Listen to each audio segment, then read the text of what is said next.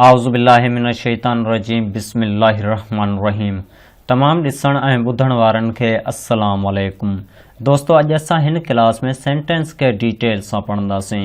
इन सां गॾोगॾु सेंटेंस जे काइंडनि खे पिणु पढ़ंदासीं। त सेंटेंस छा हूंदो आहे, सेंटेंस जा काइंड कहिड़ा आहिनि, इहो सभु असां हिन क्लास में डिटेल सां पढ़ंदासीं। इन खां पहिरीं असीं जेको आहे सो सेंटेंस जे मुतलिक़ हिकु कोर्स ठाहियोसीं, जंहिंमें असीं सेंटेंस जे काइंडनि खे वन बाय वन करे डिफाइन कयोसीं।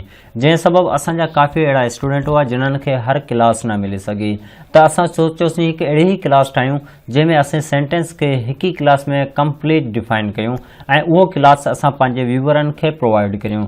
त इन हिसाब सां असां जेको आहे सो हीअ क्लास ठाहे रहिया आहियूं। हिन क्लास में असीं जेको आहे सो सेंटेंस खे डिटेल सां क्लियर कंदासीं, गॾोगॾु काइंड ऑफ सेंटेंस पिणु जेको आहे सो डिटेल में क्लियर कंदासीं। लेकिन इन खां पहिरीं असांजी अवां सां हिकु रिक्वेस्ट हूंदी, जेकॾहिं तव्हां असांजे चैनल खे अञा ताईं नाहे सब्सक्राइब कयो त हींअर ई असांजे चैनल खे सब्सक्राइब करे छॾियो ऐं साथ ई बेल आइकन जे बटन ते क्लिक करियो त जीअं अव्हांखे असांजी नेक्स्ट अचण वारी वीडियो जो नोटिफिकेशन मिली सघे। जेकॾहिं तव्हांखे हीअ वीडियो पसंदि अचे या वरी तव्हां असांखे सपोर्ट करणु चाहो था त हिन वीडियो खे तव्हां लाइक करे छॾियो। चलो स्टार्ट कंदा आहियूं पंहिंजी हिन क्लास खे। हिन क्लास में जेको आहे असां सेंटेंस जे बारे में पढ़ंदासीं। सेंटेंस असीं चवंदा आहियूं जुमिलो। अच्छा, जुमिलो छा हूंदो आहे, जुमिलो कीअं ठहंदो आहे, इन खे असीं डेफिनेशन में क्लियर करियूं था। A group of words giving complete sense is called sentence. मुकमल माना ॾींदड़ लफ़्ज़नि जे मेड़ खे जुमिलो सॾिबो आहे। अच्छा, हाणे असांखे ॻाल्हि सम्झ अची वई त सेंटेंस या जुमिलो चवंदा छा खे आहिनि। जुमिलो असां उन ॻाल्हि खे चवंदा आहियूं जंहिंमें काफ़ी लफ़्ज़ पाण में कंबाइन थी हिकु ॻाल्हि ॿुधाइनि। जीअं अव्हां हिन डेफिनेशन में ॾिसो, हिते हिन डेफिनेशन में काफ़ी वर्ड्स आहिनि। हिते ॾिसो ए ग्रुप ऑफ वर्ड्स, हीअ ॾिसो ही जेके आहिनि ग्रुप में जेको आहे सो वर्ड्स इस्तेमालु थियनि पिया। हिते ए हिकु वर्ड थी वियो, ग्रुप ॿ वर्ड थी विया, ऑफ टे वर्ड थी वियो, वर्ड्स 4 वर्ड थी वियो। इन हिसाब सां हिन में ॾिसो काफ़ी वर्ड जेके आहिनि इस्तेमालु थिया आहिनि। हीअ काफ़ी वर्ड पाण में मिली करे असांखे हिकु माना ॿुधाई, जेका माना हीअ हुई। त हिन तरह जी ॻाल्हि खे असीं चवंदा आहियूं सेंटेंस। उमेद कयूं था तव्हांखे क्लियर थी चुको हूंदो। चलो इनखे वधीक असां मिसालनि जी मदद सां क्लियर कंदा आहियूं। जीअं त for example, I am going to school, आउं स्कूल वञी रहियो आहियां। दे आर वॉचिंग टीवी, उहे टीवी ॾिसी रहिया आहिनि। ही हैड रिटन लेटर, हू ख़त लिखी चुको हो। त हिन तरह जी ॻाल्हि खे असीं चवंदा आहियूं सेंटेंस। इहे जेके जुमिला आहिनि इन्हनि में असां अव्हांखे इहो ॿुधाइणु चाहियोसीं त हिते ॾिसो I am going to school, हिते ॾिसो 5 लफ़्ज़ पाण में मिली करे हिकु ॻाल्हि बयानु कई। हीअ यानी कि 5 लफ़्ज़ पाण में मिलिया ऐं हिकु ॻाल्हि ठही ऐं उन ॻाल्हि खे असीं चवंदा आहियूं सेंटेंस। उमेद कयूं था तव्हांखे सेंटेंस जो कॉन्सेप्ट जेको आहे क्लियर थी चुको हूंदो। हाणे वधूं था काइंड ऑफ सेंटेंस ॾांहुं। त सेंटेंस जा क़िस्म कहिड़ा आहिनि ऐं इन्हनि खे असीं सिंधी में छा चवंदा आहियूं। काइंड्स ऑफ सेंटेंस, जुमिले जा क़िस्म। जुमिले जा घणा क़िस्म हूंदा आहिनि। There are 8 kind of sentence. जुमिले जा घणा क़िस्म आहिनि, 8 क़िस्म हूंदा आहिनि। कहिड़ा कहिड़ा 8 क़िस्म हूंदा आहिनि। नंबर 1 असर्टिव, जंहिंखे असीं चवंदा आहियूं बयानी जुमिला। इंट्रोगेटिव, सवालिया। इम्पेरेटिव, अमरी। ऑप्टेटिव, ख्वाहिशी। एक्सक्लेमेटरी, अजबी। कंडीशनल, शर्तिया। कैज़ेटिव, सबबी। एम्फेटिक, ताकीदी। असां जेको आहे सो हिन क्लास में इन 8 ई जेके काइंड ऑफ सेंटेंस आहिनि इन्हनि खे डिटेल में क्लियर कंदा आहियूं। इन खां पहिरीं तव्हां हिन वीडियो खे जेको आहे सो लाइक करे छॾियो। सभ खां पहिरीं असां स्टार्ट कंदासीं फर्स्ट खां। फर्स्ट कहिड़ो आहे असां वटि, असर्टिव। त असां स्टार्ट कंदा आहियूं असर्टिव असां कहिड़े जुमिलनि खे चवंदा आहियूं। असर्टिव लाइ हिकु डेफिनेशन आहे, a sentence that make a statement is called assertive sentence. उहो जुमिलो जेको बयानु ॾेखारे इन खे बयानी जुमिलो सॾिबो आहे। अच्छा, का बि ॻाल्हि जेका बयानु कई वई हुजे अहिड़ी ॻाल्हि खे असीं चवंदा आहियूं असर्टिव, उन खे असीं चवंदा आहियूं बयानी जुमिला। नोट, हाकारी ऐं नाकारी बयानी जुमिलनि जा क़िस्म आहिनि। अच्छा, असां वटि हिकु हूंदो आहे अफर्मेटिव ऐं ॿियो हूंदो आहे नेगेटिव। हाणे जेका आहे सो अफर्मेटिव नेगेटिव ॿई अचनि था असर्टिव सेंटेंस में। उहे ॿई कीअं अचनि था इन खे ॾिसूं था। असां वटि हिते अफर्मेटिव जी हिकु एग्ज़ाम्पल आहे, a sentence which expresses positive sense is called affirmative. उहो जुमिलो जेको हाउकारी ॾेखारे इनखे हाकारी या इक़रारी जुमिलो सॾिबो आहे। की Ali is ब्राव boy, U went home, I have a Pine, it was a big chair. ही जेका आहे सो हाकारी ॻाल्हि थी रही आहे हिते। अफर्मेटिव में हाकारी ॻाल्हि खे बयानु कयोसीं। कीअं हाकारी ॻाल्हि खे बयानु कयोसीं? अली इज़ ब्राव बॉय, यानी अली जेको आहे सो बहादुर छोकिरो आहे। यू वेंट होम, तव्हां घर विया। आई हैव अ पेन, मूं वटि हिकु पेन आहे। त हिन में जेको असीं हाकारी ॻाल्हि करे रहिया आहियूं, हिते पंहिंजो बयानु ॿुधाए रहिया आहियूं। बयानु कीअं ॿुधाए रहिया आहियूं? अली जेको आहे सो हिकु बहादुर छोकिरो आहे। इन खां अलावा यू वेंट होम, तव्हां घर विया। इहो जेको आहे सो ॿुधाए पियो त तव्हां जेको आहे सो घर विया। इन खां पोइ असीं पढ़ंदासीं negative. And next is negative. Negative कहिड़ो हूंदो आहे? नेगेटिव लाइक डेफिनेशन आहे, a sentence that show negative sense is called negative sentence. उहो जुमिलो जेको इनकारी ॾेखारे त इनखे नाकारी जुमिलो सॾिबो आहे। असां जेको आहे सो नेगेटिव चवंदा आहियूं नाकारी जुमिले खे। इन लाइ जेको मिसाल आहे उहो मिसाल ई आहे, Ali is not brave boy, Ali बहादुर छोकिरो न आहे। असां जेको आहे सो अफर्मेटिव में ॻाल्हि कयोसीं त अली जेको आहे बहादुर छोकिरो आहे, ऐं नेगेटिव में असीं ॻाल्हि कंदासीं अली जेको आहे बहादुर छोकिरो न आहे। हिन में जेको आहे सो असीं इनकारी खे ॾेखारे रहिया आहियूं, इन में जेको आहे असां ना खे ॾेखारे रहिया आहियूं। जेका बि असीं ॻाल्हि कंदासीं ना में कंदासीं त अहिड़ी जुमिले खे असीं चवंदा आहियूं नेगेटिव सेंटेंस। उम्मीद करियूं था तव्हांखे असर्टिव सेंटेंस जेको आहे इहो क्लियर थी चुको हूंदो। चलो वधूं था हिकु ॿिए काइंड ॾांहुं। हिन काइंड में जेको आहे सो इंट्रोगेटिव जे मुतलिक़ ॻाल्हि कई वई आहे। इंट्रोगेटिव छा आहे? इंट्रोगेटिव लाइ असां हिकु डेफिनेशन खे इस्तेमालु कंदासीं, अ sentence that ask some question is called interrogative. उहो जुमिलो जेको सवाल पुछे त इनखे सवाली जुमिलो सॾिबो आहे। इंट्रोगेटिव असां चवंदा आहियूं सवाली जुमिले खे। सवाली जुमिला कहिड़ा हूंदा आहिनि? सवाल जीअं असां खां यूनिवर्सिटी में, स्कूल में, कॉलेजनि में, इन खां अलावा घर में, मुख़्तलिफ़ तरह जी जॻहियुनि में असां खां सवाल कया वेंदा आहिनि ऐं किथे किथे वरी असां सवाल कंदा आहियूं। सवाल कीअं? अव्हांजो नालो छा आहे? अव्हां केॾांहुं विया? अव्हां छा पिया खायो? इन तरह जा सवाल हूंदा आहिनि। त अहिड़े सवाल खे बयानु जेको असां कंदा आहियूं इंट्रोगेटिव में कंदा आहियूं। अच्छा, उहो असां कीअं कंदा आहियूं? इन खे असीं डिटेल में एग्ज़ाम्पल जी मदद में सम्झंदासीं। इन खां पहिरीं तव्हांखे आउं इहो ॿुधाइणु चाहींदुसि त इंट्रोगेटिव जी निशानी कहिड़ी आहे, जंहिंखे असीं क्वेश्चन मार्क चवंदा आहियूं। त उमेद करियूं था तव्हांखे इंट्रोगेटिव जी जेको निशानी आहे इन जे मुतलिक़ तव्हां पहिरीं बि ॼाणंदा हुआ ऐं हाणे तव्हांखे क्लियर थी चुको हूंदो त इंट्रोगेटिव जी निशानी कहिड़ी आहे। हाणे इहो थी वियो इंट्रोगेटिव जी निशानी जे बारे में ॻाल्हि। हाणे ॻाल्हि कंदासीं त इहो इस्तेमालु किथे थिए थी। इन लाइ असां जेको कुझु मिसाल कंदासीं, इन में ॾिसूं था।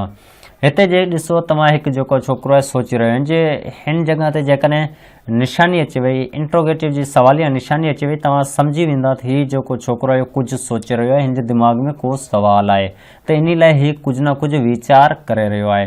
चलो एग्ज़ाम्पल जी मदद सां इनखे डिटेल में क्लियर कंदा आहियूं। इज़ अली ब्राव बॉय, छा अली बहादुर छोकिरो आहे? पहिरीं असीं ॻाल्हि कईसीं असर्टिव में, अफर्मेटिव में असीं चयोसीं त अली बहादुर छोकिरो आहे।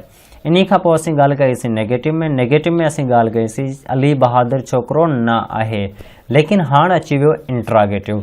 इंट्रोगेटिव में सवाल पैदा थिए थो। सवाल कीअं पैदा थिए थो? सवाल असां इन तरह सां कंदासीं, छा अली बहादुर छोकिरो आहे? असां जेको आहे सो पुछे रहिया आहियूं छा अली बहादुर छोकिरो आहे, त हिन खे असीं चवंदासीं इंट्रोगेटिव सेंटेंस। इन खां पोइ ॿियो एग्ज़ाम्पल आहे, इज़ ही पुअर पर्सन, छा ही ग़रीब इंसान आहे? इन खां अलावा असां हिकु ॿियो मिसाल कयोसीं, व्हाट इज़ यूअर नेम, तव्हांजो नालो छा आहे? त उमेद करियूं था तव्हांखे इहो सम्झ अची वियो हूंदो त इंट्रोगेटिव असां छा खे चवंदा आहियूं। इंट्रोगेटिव लाइ असां हीअ जेके आहिनि ॿ टे मिसाल कयासीं, जंहिंमें अव्हांखे डिटेल में क्लियर थी वियो हूंदो त इंट्रोगेटिव छा आहे।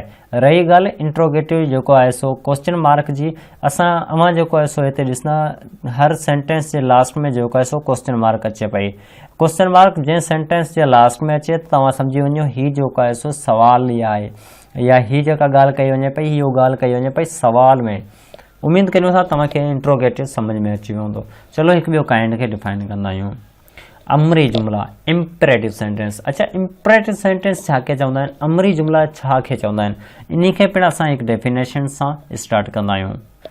A sentence that expresses command, advice, prohibitions, request, entreaty, permission, proposal or exhortation is called imperative sentence. वो जुमिलो जेको हुक्म, सलाह, मना, अर्ज़, मिनत, इजाज़त, तजवीज़ या ताकीद ज़ाहिर करे त इनखे अमरी जुमिलो सॾिबो आहे। अच्छा, अमरी जुमिले खे असीं डिटेल में जेको आहे सो मिसालनि जी मदद सां क्लियर कंदासीं। लेकिन इन खां पहिरीं तव्हां हिते ॾिसो ॿ शख़्स आहिनि जेके हिक ॿिए खां कुछ ॾेई रहिया आहिनि, कुछ वठे रहिया आहिनि। हिते जेको आहे सो इम्पेरेटिव जो इस्तेमालु थिए पियो, उहो कीअं थिए पियो असां मिसालनि जी मदद सां क्लियर करियूं था। असां वटि हिते कुझु मिसाल आहिनि। नंबर 1 मिसाल आहे रिस्पेक्ट योर एल्डर, तव्हां वॾनि जी इज़त करियो। हिते जेको आहे सो इम्पेरेटिव सेंटेंस जो इस्तेमालु थियो आहे। इम्पेरेटिव असां चवंदा आहियूं असांजे मूड खे, असां कॾहिं कंहिं मूड में हूंदा आहियूं, कॾहिं कंहिं मूड में हूंदा आहियूं।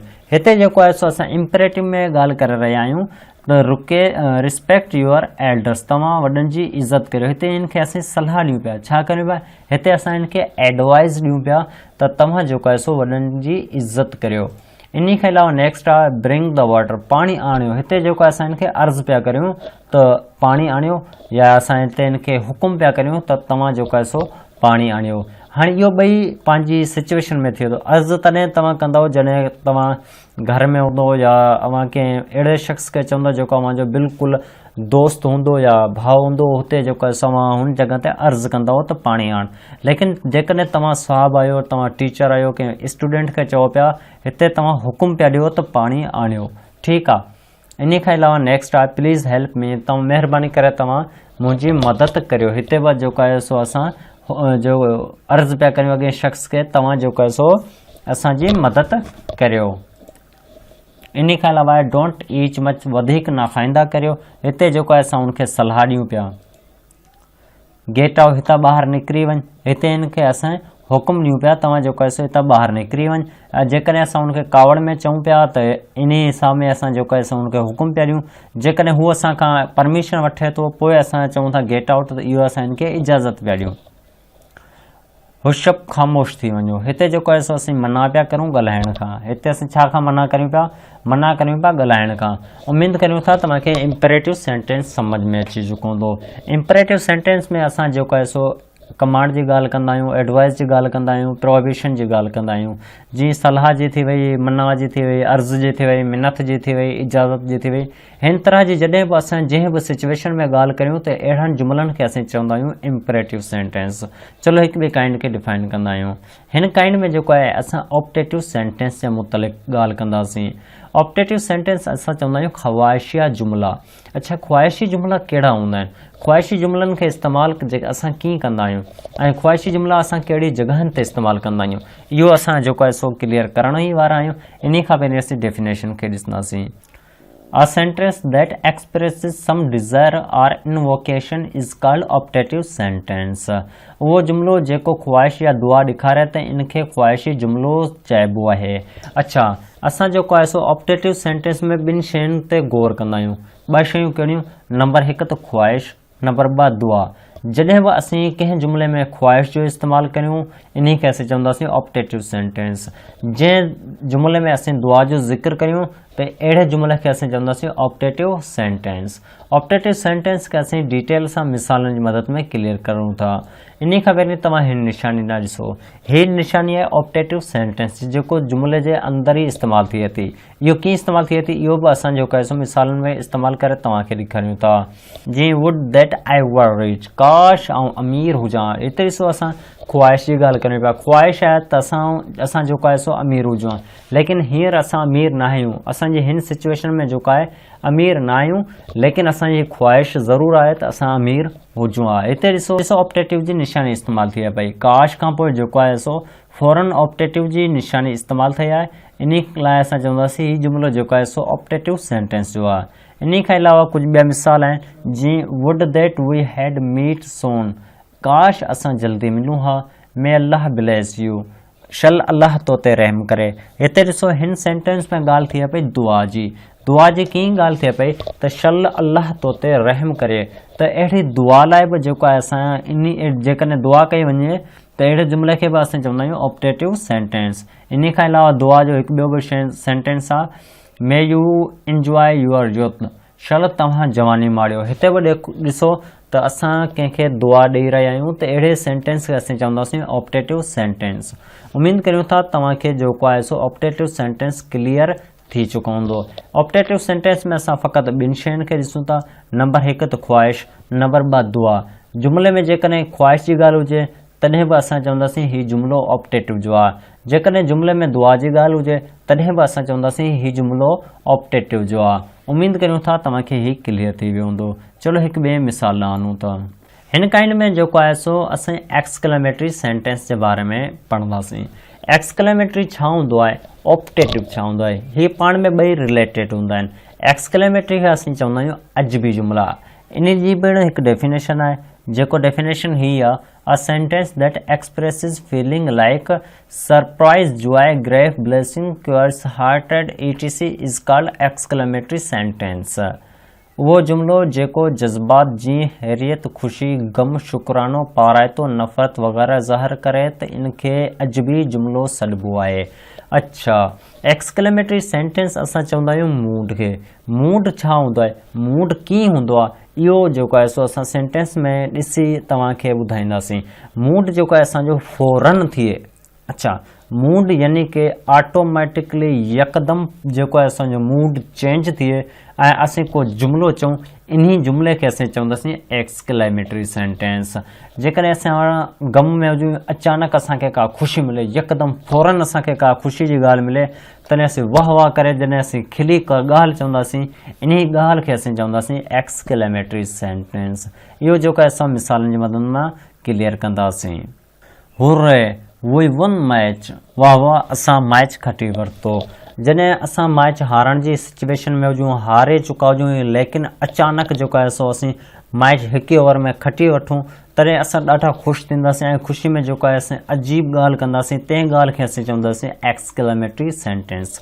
हाउ स्ट्रेक यू आर, तूं केॾो न सख़्तु आहीं। जॾहिं असांखे केरु शख़्स पंहिंजे मुंहं मां का अहिड़ी ॻाल्हि चई वठे जेका असांखे तमामु घणी ॾुखी लॻे, असांखे गम थिए, तॾहिं असीं हिकु ॻाल्हि जेको असां पंहिंजे मुंहं मां कढंदासीं तंहिंखे असीं चवंदासीं एक्सक्लेमेटरी सेंटेंस। अमां नोट कजो त हैरियत में अची ॻाल्हि करियूं तॾहिं बि उहा ॻाल्हि सॾराईंदी एक्सक्लेमेटरी, ख़ुशी में ॾाढो अची का ॻाल्हि करियूं तॾहिं बि उहा ॻाल्हि सॾराईंदी एक्सक्लेमेटरी। गम में, शुक्राने में, पारातो, नफ़रत वग़ैरह में असीं ॻाल्हि करियूं तॾहिं बि उहा ॻाल्हि सॾराईंदी एक्सक्लेमेटरी सेंटेंस। उमेद करियूं था एक्सक्लेमेटरी सेंटेंस तव्हांखे क्लियर थी चुको हूंदो। हिकु ॿिए काइंड ऑफ सेंटेंस ॾाणूं था।